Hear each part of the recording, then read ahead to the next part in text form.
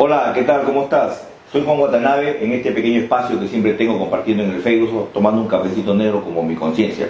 El día de hoy tenemos un gran invitado, un cirujano plástico, un gran perito forense, una persona muy reconocida en el ambiente profesional.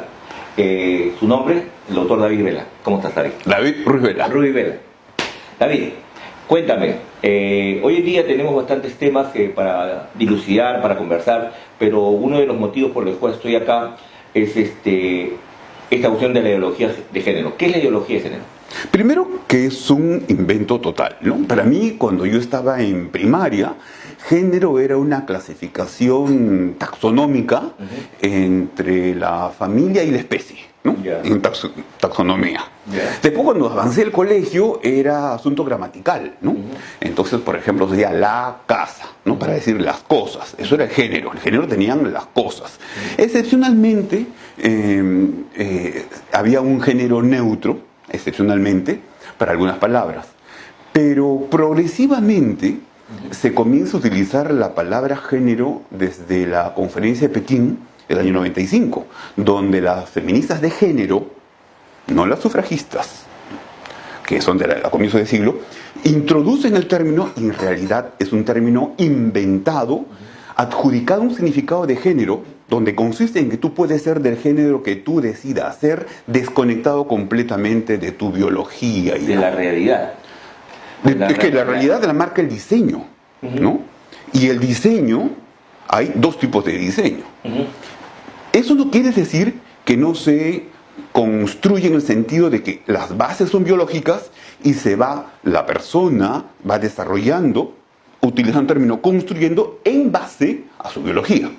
Esa construcción. Si nosotros partimos de la realidad, cuando hablamos de género, estamos hablando de masculino, femenino, hombre y mujer. Nos estamos refiriendo básicamente a eso dentro de la concepción general que tiene la gente con respecto a lo que es género. No. Entonces, eso es hablando de género, específicamente a qué te estás refiriendo en esta tendencia que existe. No es como yo me refiero, es como los ideólogos de género están definiendo el género.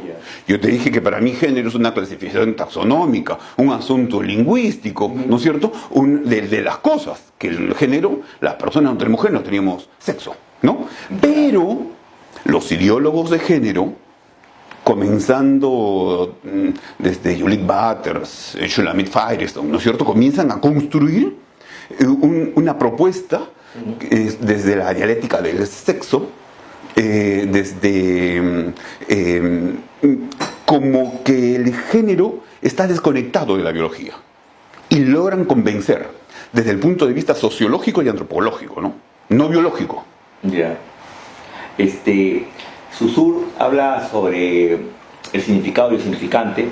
Lacan toma esto como parte de la construcción que tiene la persona a partir de lo que es la realidad, pero la realidad la determina el lenguaje, porque nos enseñan el mundo a partir del lenguaje y la cosificación de la cosa con respecto a esto es una taza y solamente es una taza. El valor que yo le dé a la taza y los contenidos que le dé relacionados a otro tipo de significados y significantes hacen y construyen la realidad. Y cuando se desvirtúa el contenido de lo que inicialmente es solamente una taza, se desvirtúa el concepto de la realidad, porque la realidad está definida por el concepto del lenguaje y lo que todos creemos con respecto a la misma realidad. Hombre, hombre, mujer, mujer. ¿Sí? Bien, exactamente. Como los marxistas sabían o habían fracasado en la deconstrucción de la sociedad por la macroestructura, mejor dicho, por el conflicto, atender sobre el conflicto entre el proletariado y los jefes, y entonces dicen, mejor vamos a trabajar sobre la macroestructura.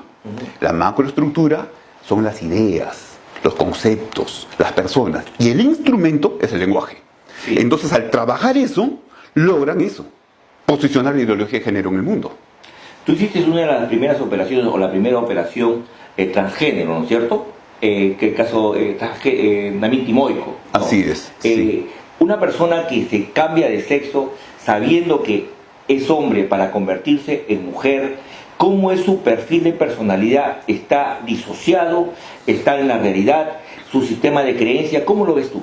Primero que Es como por decirte, hay que tener mucho cuidado con algunos detalles, ¿no? Por ejemplo, tener barriga, como tú y yo, yeah, no es salud. Que lo quitemos de una clasificación de enfermedad no lo convierte en salud, ¿de acuerdo? Okay. No es saludable. Yeah. Lo podemos decir que no es enfermedad, pero subrepticiamente, cuando lo sacan algunas cosas, como la homosexualidad del año 73, yeah, ¿no? Del DSM-4, entonces lo asumen como que es salud. Referente a la transexualidad, si fuera un asunto que no tiene sino salud, entonces no requiere ninguna intervención médica. En la transexualidad, la persona transexual de este origen masculino se sabe varón, pero se siente mujer, y ahí está su drama. Entonces, el punto, desde lo que yo sé, porque yo no sé cambiarle la cabeza, lo que sé es lo único, acomodarle la estructura para que sea más coherente y sea un poco más funcional. a su necesidad mental, emocional, porque él se sabe que es un hombre, pero al hacerte una mutilación, ¿no? O sea, un cambio de sexo, por decir, no encuentro la palabra adecuada, la persona se disocia, tendría que ir acompañado de tratamiento terapéutico, psiquiátrico, psicológico. Bueno, lo que se hacía en esa época era que cumpliera los criterios del DSM-4 para el diagnóstico de transexual. 2 psiquiatras independientes lo confirmaban, Yeah. era transexual, y entonces con ese documento yo operaba este procedimiento. Y que no es cambiar de sexo, es reacomodar quirúrgicamente para que esa persona sea más funcional. Ahora, lo que hay es una epidemia de transexuales y una epidemia de homosexuales, ¿no? Como en realidad era ocasional ese tipo de procedimientos. Ahora hay más o menos unos 2.000 a 4.000% de aumento en Gran Bretaña sobre solicitudes de cirugía de cambio de sexo en adolescentes. ¿Cómo lo ves profesionalmente? Desde el punto de vista, y yo sé que tu especialidad no es la psiquiatría, pero sí también eres un perito jurídico y tienes una conexión directa con la conducta humana, ¿no? Sí. Pero antes yo te haría una pregunta. Desde mi concepción profesional, yo creo que el homosexual es producto de una relación padre, madre, familia y un aprendizaje. No sé desde el punto de vista médico si existe una carga genética que pueda justificar la condición homosexual. Hay 2 investigadores donde pretendieron presentar como que había el gen gay, ¿no? El gen gay dice que lo establecieron, lo ubicaron en el brazo largo del cromosoma X, ¿ya? Y que ahí estaba en su trabajo de este investigador, Harrison, y que nunca más pudo ser duplicado en ninguna parte del mundo. En otras palabras, fue un invento. No, un solo trabajo y nunca más pudo ser repetido, porque la ciencia tiene un criterio que es repetible, ¿no? O sea, verificable. Irrepetible, o sea, se puede repetir. Claro, no, claro. Ya, ese trabajo nunca pudo ser replicado. Yeah. Y además lo trabajó en un grupo muy pequeño de homosexuales que tampoco podía ser adjudicado como un tipo de muestra. Hay otro investigador, este es un investigador que pretendió adjudicar el desarrollo biológico al homosexual diferente. Decía que los cerebros de los homosexuales se parecían más a los cerebros femeninos.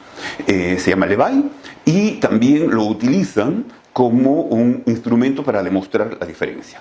Lo único que dijo Levay es que, por último, no es su trabajo, es un avance, pero tampoco, nunca más pudo ser replicado.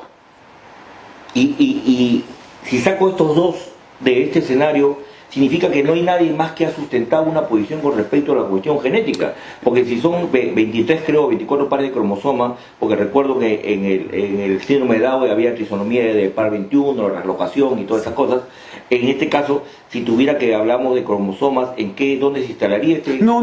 Incluso en la parte fundamental del asunto del estudio genético fue cuando se estudió el genoma humano, yeah, ¿no?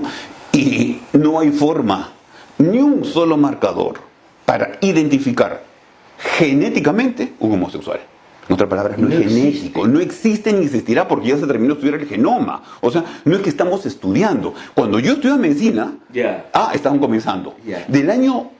A comienzos de siglo, ¿no es cierto? Están por terminar. Los están actualizados que afirman que no existe un gen o algo que pueda justificar biológicamente que la persona nace homosexual. No nace cromosómicamente, genéticamente, hereditariamente, ¿no? Porque a veces hay cosas que son hereditarias y no son genéticas. Sí. No. Por ejemplo, la depresión, la esquizofrenia tiene componentes genéticos. Poligenético, ¿no?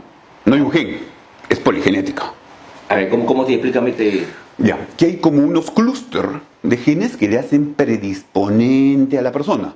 Pero si no se somete a las circunstancias ambientales, queda nomás quizás como personalidad esquizoide o esquizotípico, pero no brota una esquizofrenia. Claro, porque yo sé que dentro de la conducta tenemos factores predisponentes, determinantes y desencadenantes. Exacto. Pero es que todos tenemos, por ejemplo, predisponentes incluso para cáncer.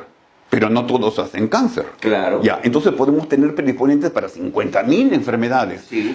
Pero si comemos mal, dormimos mal, nos alimentamos solo de café, no hacemos ayuno, comemos chatarra, refritos, obviamente estamos induciendo al cuerpo a un daño progresivo y las células comienzan a mutar y el sistema inmune comienza a deprimirse y obviamente no puede enfrentar. Y los oncogenes están siempre produciendo, tienen un sistema de regulación y contrarregulación y va a expresarse en una neoplasia.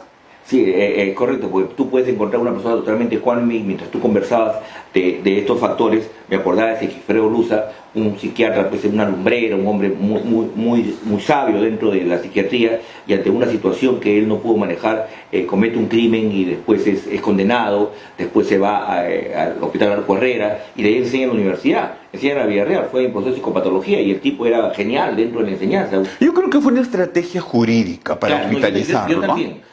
Pero voy a en qué decantó su conducta siendo un psiquiatra famoso. Bueno, podría haberse puesto como una micropsicosis, alguna otra cosa, ¿no? Y a un tipo tan equilibrado en teoría, ¿no? Se supone. Yo no creo que era equilibrado, ¿no? Había que revisar su historia de vida. ¿De vida? Claro, por supuesto. Pero yo conozco simplemente lo que inicialmente salía en aquellos tiempos en las publicidades, ¿no? De Sigifredo, ¿no? Porque él después fue un operador político en el tiempo de Fujimori, como era experto en cuestiones psicosociales, ¿no? Volviendo al tema de la homosexualidad, entonces no existe ningún gen, ninguna manera de poder sustentar médicamente que nacen homosexuales. Y si este es el asunto, que ya lo pasamos al lado de la conducta, un homosexual para ti está disociado de la realidad, porque ahí hablamos ya de la ideología, o creo que estoy planteando mal la pregunta, ahí hablamos de la ideología de género. Si yo no sé que no hay un componente biológico en mí, y yo sobre eso trato de sustentar que sí lo existe, defendiendo mi posición, que tiene que ver con un aprendizaje, pero no lo quiero aceptar, y mezclo una serie de ideas, una serie de escenarios para poder justificar mi conducta, estoy justificando desde una ideología que no está vinculada a la realidad. Porque la realidad me dice que no hay un componente biológico, pero sí hay un componente de aprendizaje. Y si existe un componente de aprendizaje, estamos viendo que esto tiene que ver con la organización familiar. Y la organización familiar determina las conductas y la sociedad, la Constitución, debe velar por la sociedad comunidad básica de toda la sociedad, pues, ¿no? Entonces, si esto es conductual y si esto es disociado en base a las creencias, porque muchas creencias hay. Yo hace poco puse un comentario a mis amigos, ¿no? Sobre mi perro, que es un cane corso, un gran perro, sobre el corte de orejas. Y casi te matan. Casi me matan, ¿no? Por el Facebook. O sea, me han dicho, hijo de puta, me han aventado la madre. O sea, el lenguaje coprolálico y violento ante una decisión que no es un delito.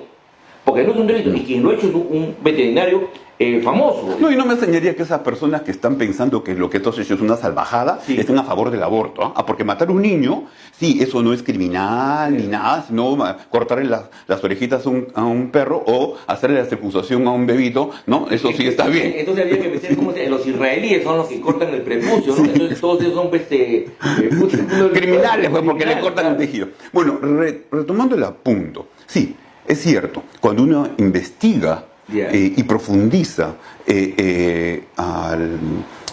al colectivo homosexual, encuentra varias cosas, ¿no? Hay una cosa que me llama la atención.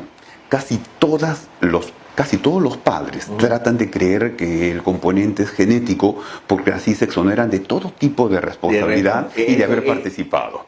Repítele acá a la gente que siempre nos ve con respecto a eso, esa no mea culpa de asumir responsabilidad, que he jodido ciertas situaciones con respecto a mi relación vincular y mi responsabilidad con mis hijos. Claro. Y esto es interesante, porque tú sabes que en terapia familiar, cuando me traen a un paciente me dicen, doctor, ¿sabe qué? Que mi hijo es un drogadito, es un alcohólico, un esquizofrénico, ¿no? Así que hacemos la dinámica familiar. Cúbremelo. Sí, cúbremelo, ¿no? Entonces digo, no, vamos a trabajar con la familia, ¿no? Y ahí encuentras sapos y culebras, por supuesto. Saco al enfermo de la situación familiar, de esquizofrénico, al drogo, lo que sea, y al final se matan entre ellos, porque es como el chivo expiatorio, de echar la culpa de mis propias porquerías internas a los demás. Pero tengo que asumir las propias de las mías, y me quedo con papá y con mamá, al final. Exacto. Cuéntale a la gente lo que me acaba de decir, que me parece muy interesante. Lo que veo con frecuencia es que cuando se va desarrollando la profundización y la exploración del varón homosexual, los padres se aferran y tratan de buscar información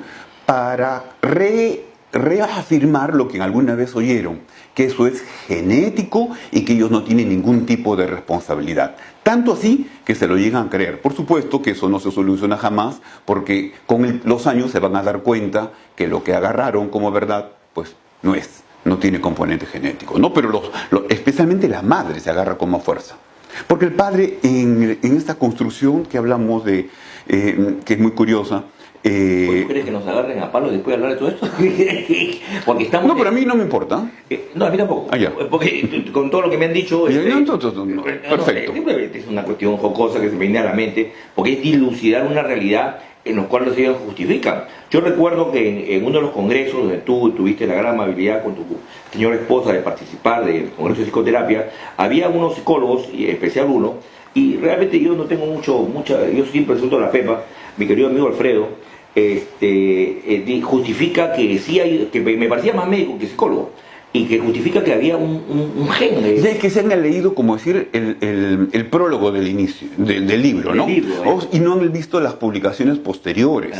Porque, por ejemplo, Money es un investigador psicólogo, donde él hace un experimento con unos gemelitos mellizos que en algún momento, cuando le hicieron la circuncisión, le volaron el pene.